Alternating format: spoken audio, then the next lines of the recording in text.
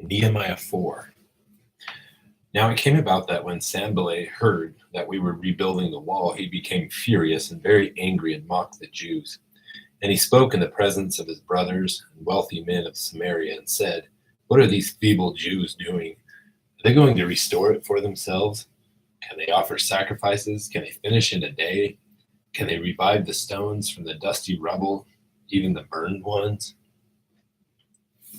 Now Tobiah the Ammonite was near him and said, "Even what they are building, if a fox should jump on it, he would break their stone wall down. Hear, O God, O our God, how we are despised. Return their reproach on their heads and give them up for plunder in a land of captivity.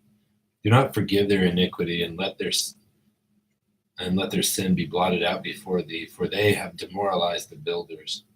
So we built the wall, and the whole wall was joined together to half its height, for the people had a mind to work.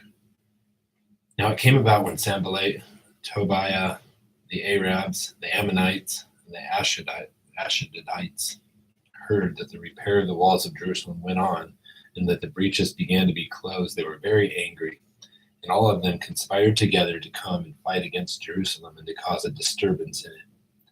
But we prayed to our God, and because of them we set up a guard against them day and night. Thus in Judah it was said, "The strength of the burden bearers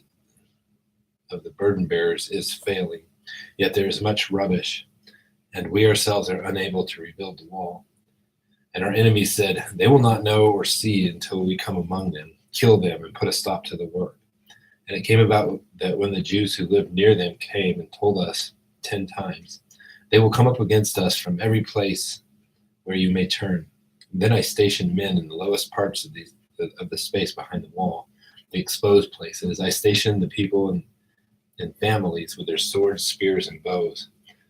When I saw their fear, I rose and spoke to the nobles, the officials, the rest of the people. "Do not be afraid of them. Remember the Lord who is great and awesome, and fight for your brothers, your sons, your daughters, your wives, and your houses." And it happened when our enemies heard that it was known to us, and that God had frustrated their plan. Then all of us returned to the wall, each one to his work. And it came about from that day on that half of my servants carried on the work, while half of them held the spears, the shields, the bows, and the breastplates, and the captains were behind the whole house of Judah.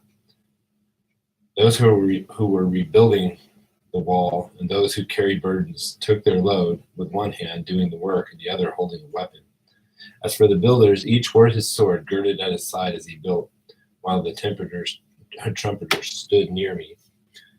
And I said to the nobles, the officials, and the rest of the people, "The work is great and extensive, and we are separated on the wall far from one another.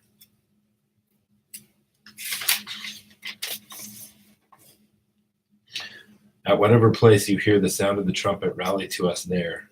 Our God will fight for us." So we carried on the work with half of them holding spears from dawn until the stars appeared. At the time I also said to the people, "Let each man with his servants spend the night within Jerusalem, so that they may be a guard for us by night and a laborer by day." So neither I, my brothers, my servants, nor the men of the guard who followed me, none of us removed our clothes. Each took his weapon, even to the water,